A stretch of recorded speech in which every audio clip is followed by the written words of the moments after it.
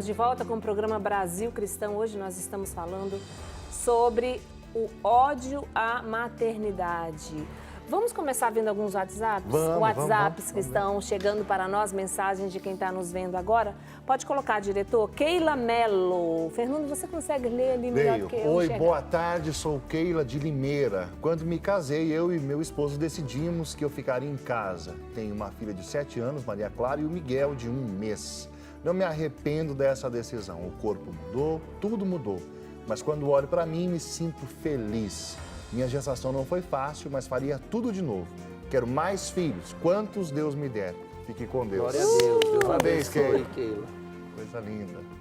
Cláudia, quando engravidei do meu filho, queria uma menina. Quando fiz o ultrassom, foi um menino. Ali, ainda no consultório, fiquei muito chateada. Mas depois, quando caí na real, era o mesmo amor, independente do sexo. Eu amo ser mãe. Ser mãe me transformou, me deixou mais responsável. Ser mãe, qualquer uma pode ser, mas tem que ter o instinto materno, os cuidados da mãe. Mas você ainda pode ter o menino, Cláudia. Deus vai lhe abençoar. Vanildo Neves de Moraes. Tive minha filha com 42 anos, sou grata a Deus. Minha filha é continuação da minha família. Glória a Deus. Maravilha. Dona Rita. Ah, e pra quem não sabe, é a minha mãe. A mãe do Padre Douglas. Deus me deu a graça de ser mãe da Cláudia Regina, Diego e Douglas, que é o Padre Douglas Pinheiro. São os talentos que Deus nos deu e fazer deles bons frutos, que permaneçam, como diz o Santo Evangelho. Que maravilha, linda, Dona Rita. Obrigada, viu, pelo filho que a senhora...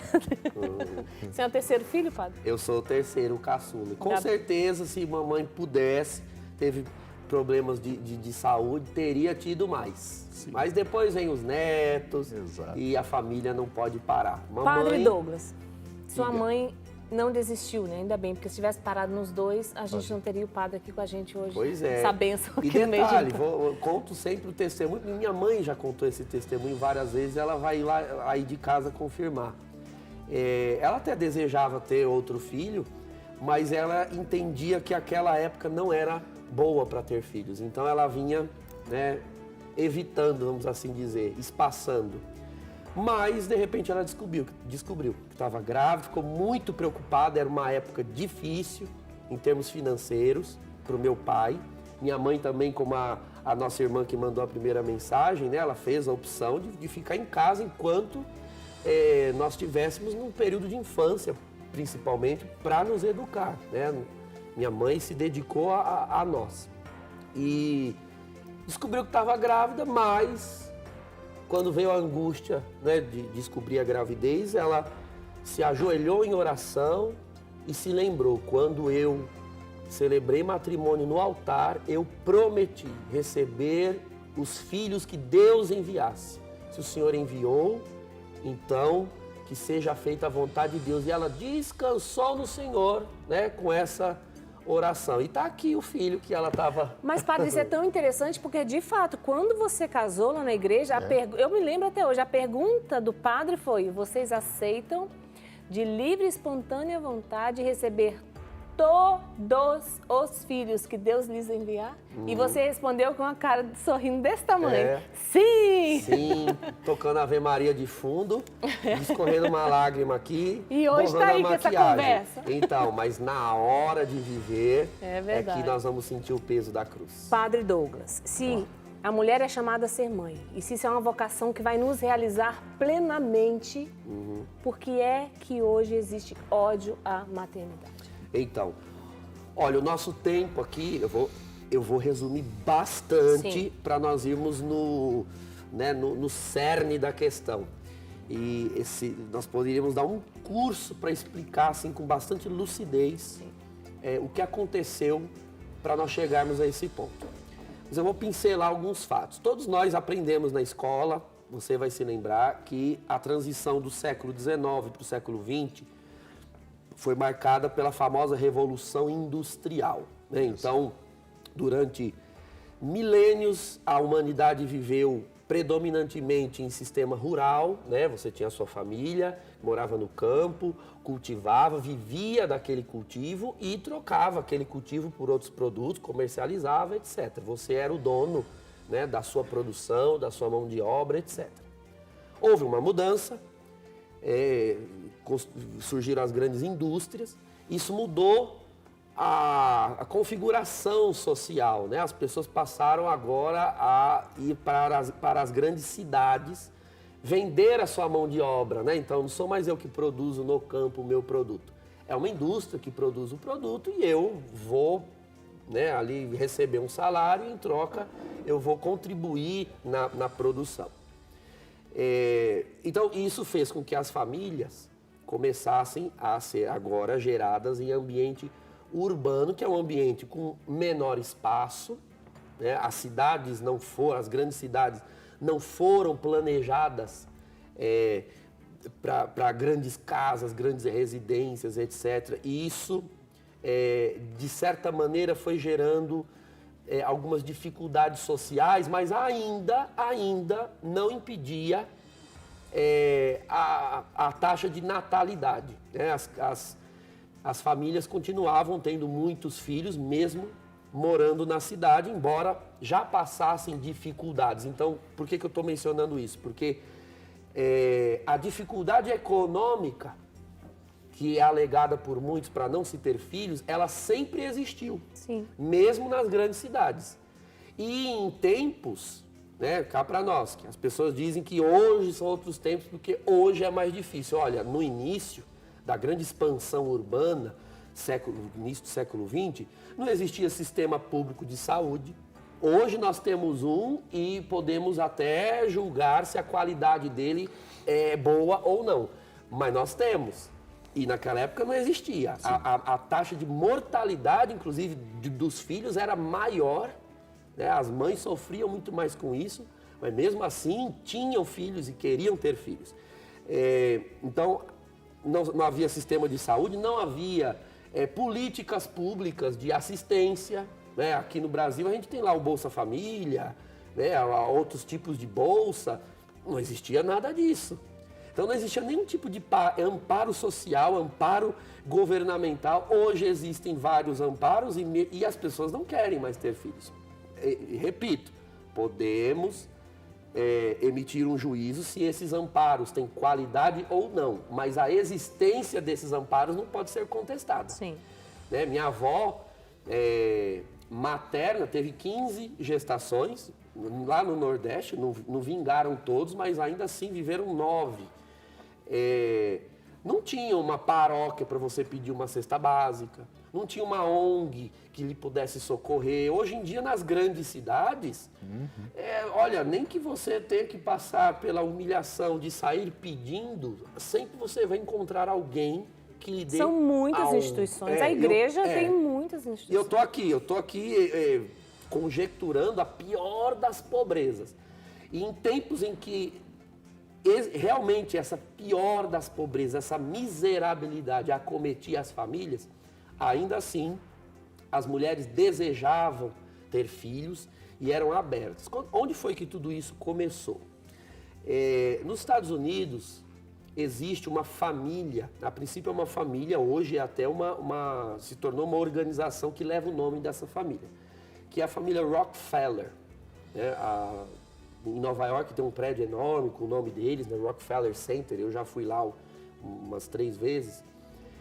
Essa família Rockefeller era uma família que dona de muitos bancos. Eles começaram a deter uma grande fatia do sistema monetário, não econômico apenas, mas monetário, né? Dinheiro. E eles começaram a investir esse dinheiro em encomendar pesquisas, principalmente pesquisas sociológicas, para analisar a sociedade, o comportamento humano. Todas as grandes organizações fazem isso, até a igreja, a CNBB, encomenda de tempos em tempos pelos séries pesquisas de dados para a gente saber, ter números, para saber como se comportar na evangelização, etc. Então, toda organização encomenda pesquisas. Mas o objetivo dos Rockefeller em encomendar essas pesquisas era para saber o seguinte: o que podemos fazer na sociedade para aumentar o fluxo monetário, ou seja, dar um boom financeiro para que os bancos possam prosperar. Então as pessoas peguem mais empréstimos, abram mais contas, depositem nos bancos, e aí o sistema bancário, o sistema monetário, né, bancos, ações, possam crescer. Eles perceberam o seguinte, que 50% da sociedade, isso eu estou falando, olha, década de 40, 50, e bem na primeira metade do século 20, 50% da sociedade, de maneira geral, simplesmente não participava da vida monetária. Quem eram esses 50%? As mulheres. Porque numa família, o homem trabalhava, a mulher tinha consciência do seu papel de educadora, isso nunca foi visto como um subvalor, era apenas incompreendido, isso sempre foi compreendido como uma distinção de papéis, apenas isso. Não é porque uma coisa é diferente da outra que uma é melhor do que a outra. Isso era muito claro. Então, a mulher, ela tinha consciência do seu papel de mãe, de dona de casa, e o homem tinha a consciência do seu papel de provedor. E ninguém se achava, a princípio, superior. Eram papéis diferentes. Apenas isso. Sem emitir um juízo. Só que acontece o seguinte, num contexto em que se desejava mover o mercado, eles começaram a pensar, como nós vamos fazer para que essas mulheres, que é metade da população, entre no mercado? Porque estando em casa cuidando de filhos, tendo filhos, elas não vão participar do mercado. Então eles começaram a encomendar pesquisas. Um dos artigos mais relevantes, que é um dos que eu trouxe, até a Drica tem aí em mãos, é do Dr. Kingsley Davis, um artigo escrito em novembro de 67, em que ele faz uma análise dizendo o seguinte, que olha, muitas tentativas, inclusive encomendadas, baseadas em pesquisas encomendadas pelas grandes organizações, muitas dessas tentativas vinham tentando um controle demográfico. Então eram duas ideias em jogo. Como fazer para que as mulheres entrem no sistema de mercado para gerar mais riqueza, dinheiro, mais do que riqueza. Né? Aliás, menos do que riqueza, dinheiro, porque riqueza é tudo que se produz. Dinheiro, e criou-se a mentalidade de que o planeta não comportaria um crescimento populacional, o que já se mostrou um engodo, né? uma falácia, porque todos os dias nascem muitos e morrem muitos.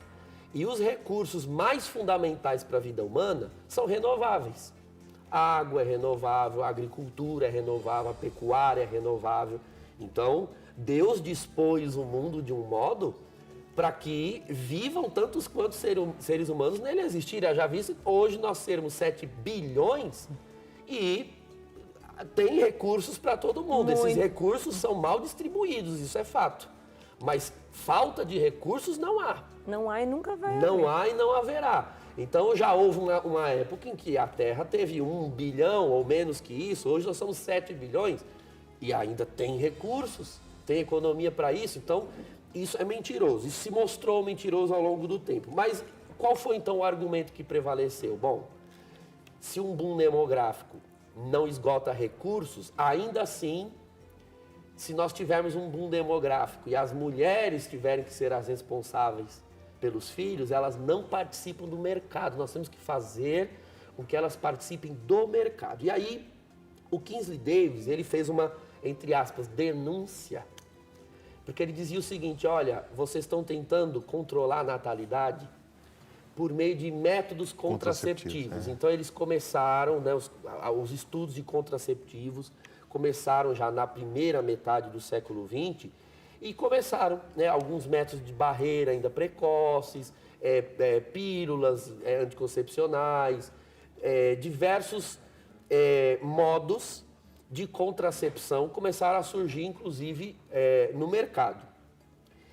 E a legalização do aborto já começou, né, já se começou a tentar para controlar o boom demográfico, né, a população do mundo. E ele dizia o seguinte, olha, fomentar essas políticas, né, contraceptivos, aborto, na verdade isso aí é atacar um sintoma. Nós temos que atacar a causa.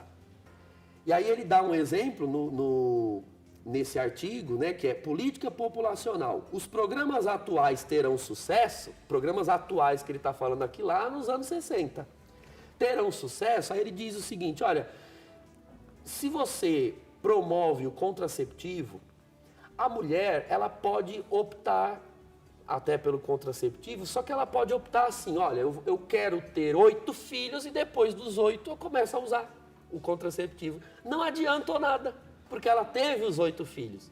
Nós temos que alterar, nós temos que investir num sistema social, numa cultura, numa mentalidade que faça com que as mulheres não queiram ter filhos e, mais ainda, que gere cada vez mais obstáculos para elas terem.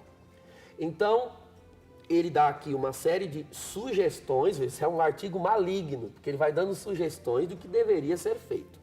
Uma delas é começar a prejudicar a retribuição financeira dos homens.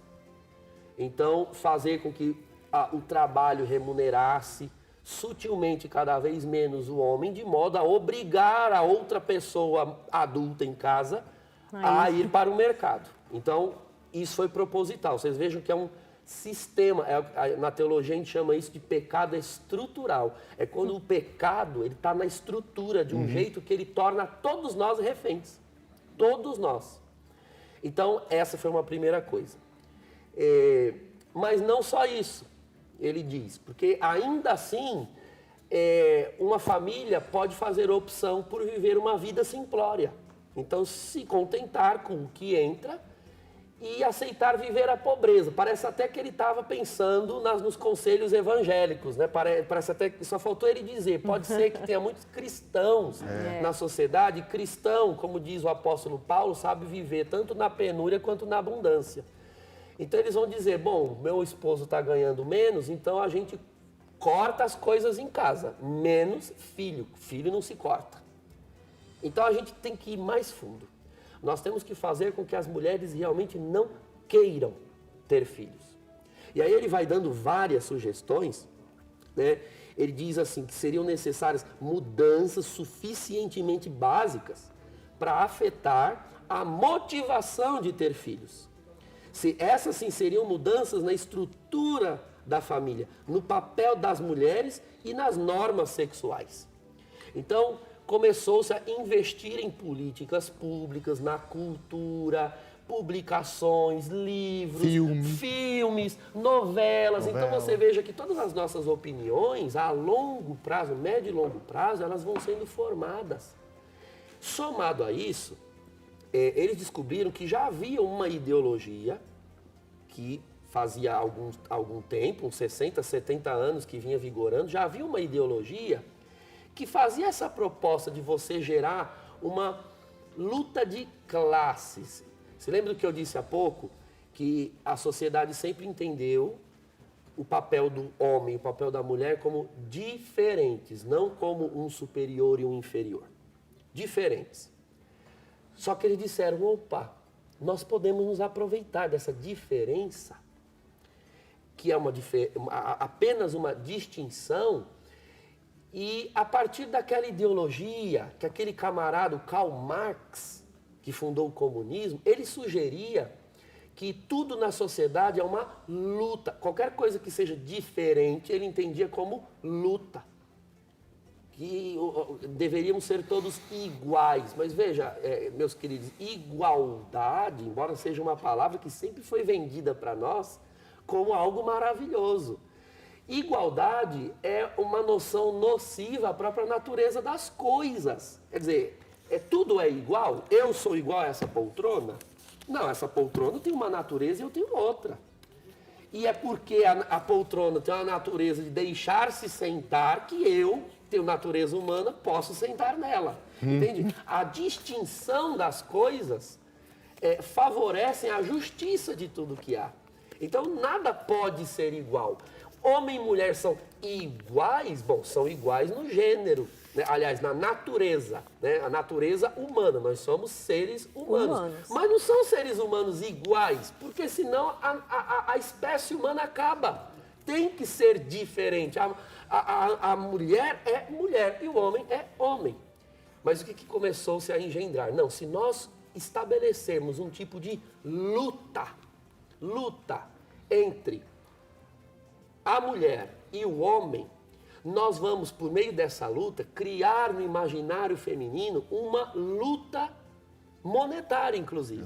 Por uma independência financeira, por uma independência de mercado. E foi aqui, nesse mesmo período do artigo, anos 60, que estourou a famosa revolução sexual, que, sob o pretexto de defender direitos das mulheres, o que seria algo ótimo, as mulheres terem seus direitos salvaguardados, isso é excelente, isso é fantástico, mas veja, o feminismo como ele foi engendrado, eu ia pedir para o senhor falar isso, porque isso que o padre está dizendo é o feminismo. Exato. Então, se você acha essa palavra bonitinha e ela tem se apresentado para você de uma forma bonitinha, de igualdade e um amor bonito, não. O feminismo é uma coisa ruim, péssima, contra o evangelho, contra a família. Exato. Fecha parênteses. Você, mulher, você foi criada por Deus para ser feminina. E bem feminina, bem mulher. Porque às vezes a mulher entende dizer que ela é feminista, aí você pergunta, mas o que é ser feminista para você? Não, porque eu acho que a mulher tem que ter os seus direitos, que ela tem que ter liberdade. Ô, minha irmã, eu também acho isso. Só que isso é você ser feminina. É. Feminismo, quando ele é analisado, né, do modo como ele foi engendrado intelectivamente, filosoficamente, ele, na realidade, é uma tentativa de transformar a mulher em homem. Ele é uma masculinização da mulher. Isso é um dano para a sociedade. Um dano imenso. Então, assim, foi o que eu disse no início do bloco. Nós não teríamos tempo para esmiuçar cada detalhe. Mas houve toda uma política. Engenharia. Uma engenharia. Palavra excelente, Drica. Uma engenharia para mudar a mentalidade de toda a sociedade, para masculinizar a mulher, feminilizar o homem, deixar o homem frágil, inclusive na sua masculinidade, para fazer com que a mulher caísse na mesma ilusão em que os homens já caíam, que era a ilusão da carreira profissional. Meus queridos, se existe uma ilusão imensa, é essa. Porque eu dizia há pouco que nós não somos iguais. Você concorda que é impossível, do ponto de vista numérico, lógico, todos serem chefes, gerentes, né? Um CEO. Não pode existir um gerente se não existirem gerenciados. Nem todos são iguais. Então, numericamente, isso é impossível. Agora, quando a pessoa quer alçar o voo da carreira, né? Eu quero alçar o voo da carreira. Isso é unânime, meus queridos. Todos os que alçam esse voo e chegam, conquistam os seus ideais, lá na frente, vão ser acometidos de vazios interiores, existenciais imensos. E no caso da mulher, isso é muito pior pelo seguinte. Eu mencionei há pouco que a fertilidade da mulher, ela tem um prazo. E, sociologicamente, analisando os números, para você alçar um voo natural na sua carreira, existem poucas exceções de pessoas que já são lá grandes empresários, empreendedores na casa dos 20. Geralmente a pessoa estipula alguns objetivos de carreira e vão conseguir lá na casa dos 30, 40, elas começam a galgar, a chegar aos patamares que desejaram. As mulheres, quando elas conseguem realizar os seus objetivos de carreira e encontram o vazio lá na frente, porque é o que se encontra quando você alcança o objetivo, dali para frente você não estabeleceu nenhum outro e fica aquele vazio. Na maioria dos casos, já é tarde para essa mulher entrar num relacionamento que seja duradouro, que seja maduro, e depois de encontrar esse relacionamento, poder gerar uma família. Já é tarde. 30, 40 anos. Padre, e eu digo com muita propriedade, você vai ser uma mulher frustrada se você quiser galgar por esse caminho, né? E vai ser triste lá no final. Eu quero aproveitar essa pausa, Padre, e agradecer aqui aos sócios que estão chegando, a Jupiraci Pires, de Urucuí, lá no Piauí, a Doralice Matoso, de Santo André, São Paulo, a Edna Ema, de São Paulo, capital, a Leide de Souza, de Goiânia, Minas Gerais. Oh, Minas Gerais tem Goiânia, olha isso, que coisa. A Juraci Alves, de Barbacena, Minas Gerais, e a Doralina Ferreira, de Itapeva, São Paulo. Muito obrigada por vocês entenderem a nossa missão. Tá vendo como é bom ter um programa como esse, ter uma TV como essa, que leva essa mensagem? Quantas mulheres não fazem ideia do que está acontecendo? Você entendeu o que o Padre Douglas trouxe para nós? Que a sua mentalidade, ela está sendo forjada, está sendo destruída, reconstruída com toda essa balela ideológica para você acreditar que nisso que as feministas estão dizendo para nós, que a família não é importante, que você, mulher, precisa buscar os seus direitos, e tudo isso vai destruir você, mulher. Então, hoje, esse programa, e tudo isso está ligado ao tema do programa, né? O ódio à maternidade vem exatamente de toda essa mentalidade nova e demoníaca que está instalada na nossa sociedade. Agora, tem muita gente participando conosco pelo WhatsApp, né? E vamos tentar, então, ver algumas mensagens que estão chegando. O diretor vai colocar para nós. Patrícia, eu quero ser mãe, mas o meu esposo não quer ter filhos. O que eu faço? Olha, Patrícia, a primeira coisa que eu precisaria saber, né, se eu fosse o seu pároco, é seu esposo, de fato, vocês são casados na igreja, porque o matrimônio, para a validade dele, se exige a abertura a filhos. Inclusive, quando nós vamos fazer a chamada habilitação matrimonial, que precisa ser feita canonicamente, o pároco questiona o casal. Seu esposo foi questionado pelo pároco que habilitou vocês para esse matrimônio, porque se lá ele foi questionado e ele disse não, na verdade, o pároco nem poderia ter autorizado esse matrimônio. Eu já barrei matrimônio em paróquias minhas por causa disso. Barrei. Porque a pessoa não está habilitada. Agora, se ele começa a dizer isso após o matrimônio, então realmente é uma situação delicadíssima. Eu diria que isso vai começar, se já não está começando a trazer prejuízos afetivos para vocês, porque isso é o consenso mais fundamental do matrimônio. Então, uma parte quer, a outra não quer, esse matrimônio não vai se sustentar, porque vocês realmente vão entrar em conflitos seríssimos de conversa, de diálogo, até na prática sexual, porque no caso é ele quem não quer. E convenhamos, irmãos, a biologia demonstra isso. É a mulher quem vai decidir quando o casal vai ter filhos ou não. Se você simplesmente desejar ter uma relação e engravidar, a não ser que ele se recuse a ter relações, você vai engravidar. Só que aí provavelmente você tem o receio, eu vou aparecer grávida e aí ele vai acabar com a minha raça. Você está vendo? Então isso vai prejudicar a vida sexual do casal. Porque ou a mulher vai ameaçar, pois eu vou engravidar. Aí o homem começa a se recusar sexualmente à esposa. E um casal que não se une sexualmente, a tendência é que esse matrimônio, não recebendo a manutenção sexual, existem várias formas de manutenção, várias, algumas até mais importantes do que a sexual, mas a sexual também tem a sua preponderância.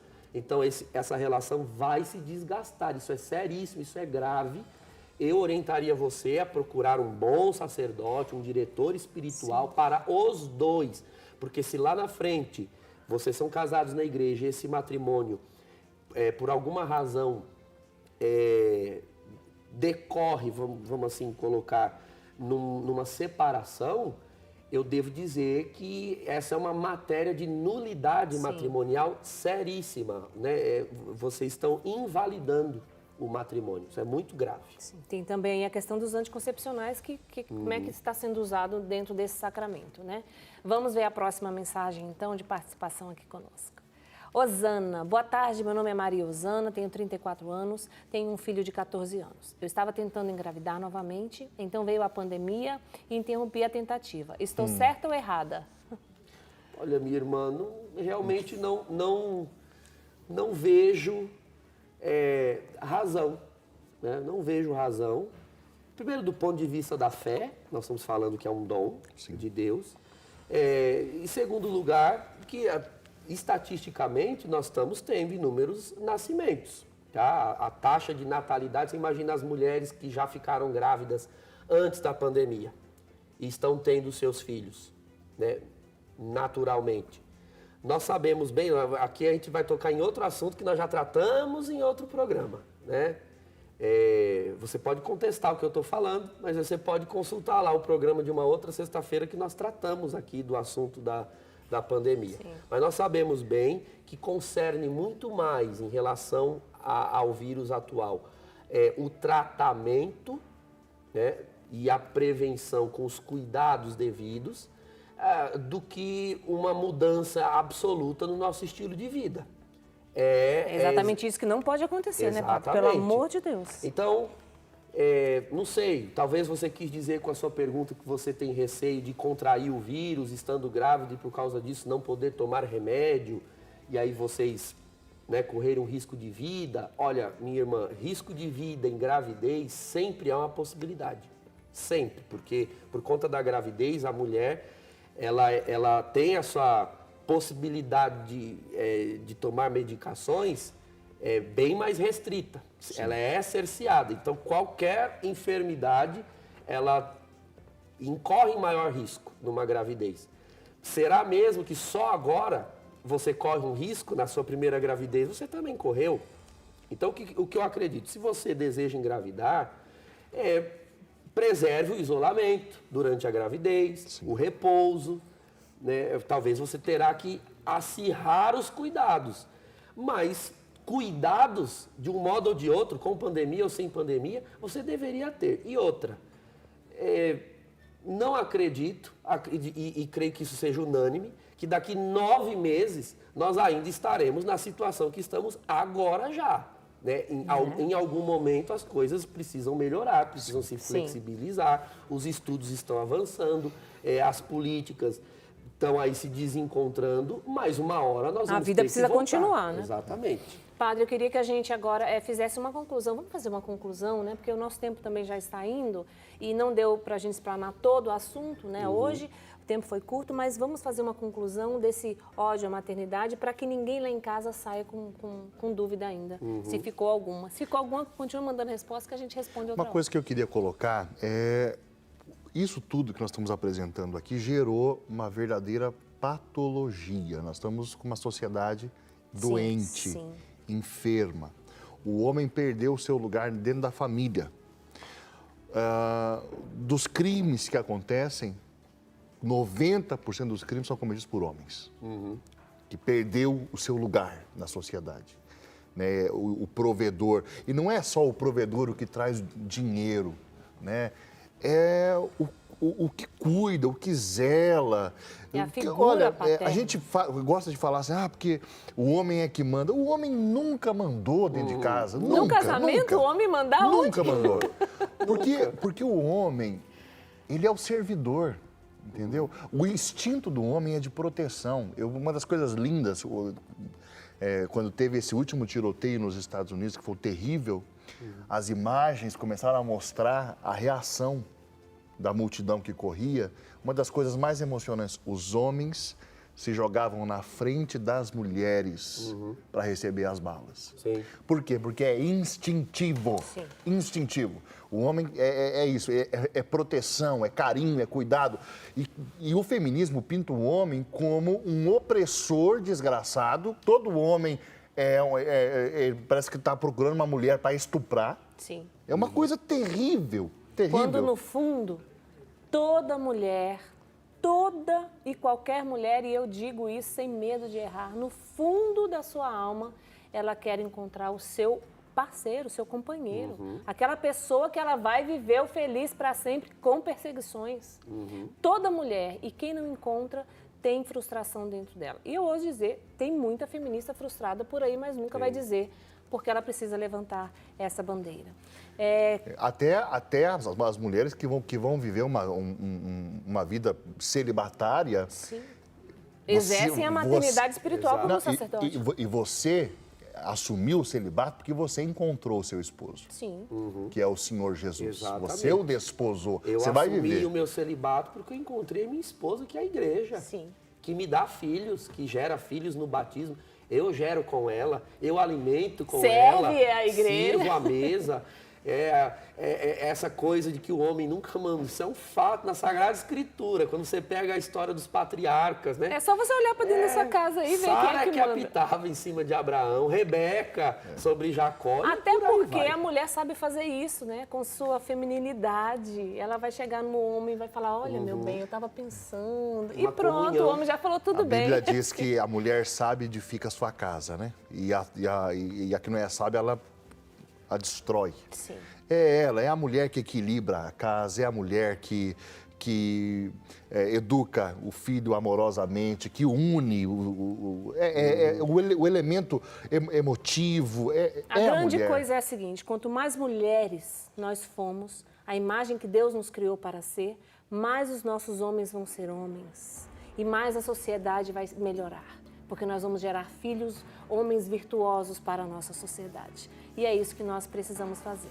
Se você tem um filho ou dois e está com medo de ter o terceiro, eu vou te dar um conselho. Pergunta para a Vanessa o que ela vai dizer. 2 é melhor que 1, 3 é melhor que 2 e 4 é mais fácil ainda. Eu estou dizendo no sentido de ser fácil de criar. Não tenha medo, não. Deus abençoa você de uma forma abundante, se você se abrir à vida e amar a sua vocação, que é ser mãe. Segunda-feira a gente volta. Segunda-feira um tema importantíssimo aqui no Brasil Cristão. Nós vamos falar do luto.